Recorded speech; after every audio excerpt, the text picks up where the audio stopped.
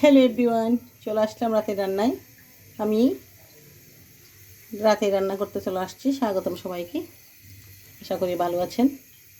তো আমি আজকে রান্না করব লাল শাক দিয়ে, চিংড়ি মাছ দিয়ে, বেগুন দিয়ে, টমেটো দিয়ে। কারণ হচ্ছে যে দিনের বেলা শাক রান্না করে খাওয়ার মতন কোনো টাইম নেই, তো সেজন্য আমি রাত্রেই রান্না করতেছি।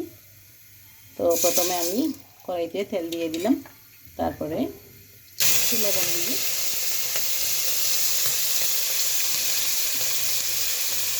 লবণ দিয়ে দিলাম, চিংড়ি মাছ দিয়ে দিলাম, হলুদের গুঁড়া দিয়ে দিলাম, একটু ভেজে চিংড়ি ভাজা হয়ে গেছে। আমি দিয়ে দিচ্ছি পেঁয়াজ কুচি দিয়ে একটু নেড়ে ছেড়ে নিচ্ছি।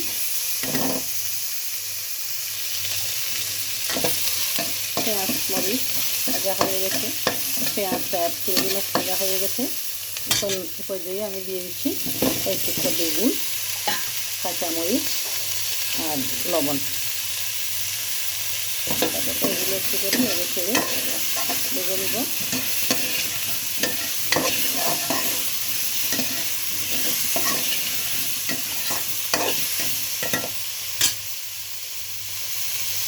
সাথে দিয়ে দিচ্ছি মরিচ, হলুদ, ধনিয়া, জিরা, যা যা দেওয়া দিয়ে দিলাম। একটু করে পানি দিলাম, নেড়ে ছেড়ে এগুলো একটু কষে নেব।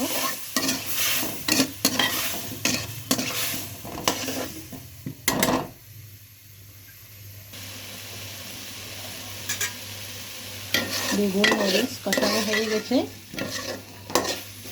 এখন দিয়ে দেব কেটে রাখা টমেটো।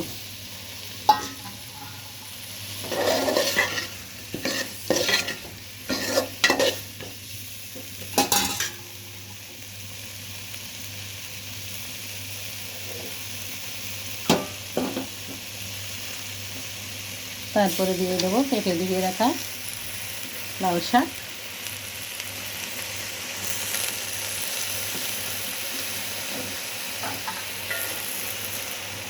সব লাল শাক আমি দিয়ে দিলাম। এখন একটু নেড়ে চেড়ে মশলাগুলো সবগুলো শাকের মধ্যে উল্টে পাল্টে মিক্স করে নেব।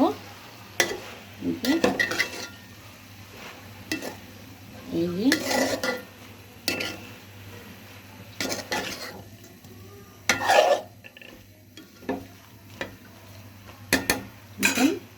একটা ঢাকা দিয়ে দেব।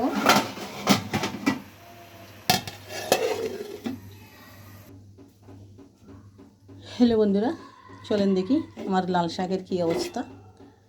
এই যে হয়ে গেছে শাক,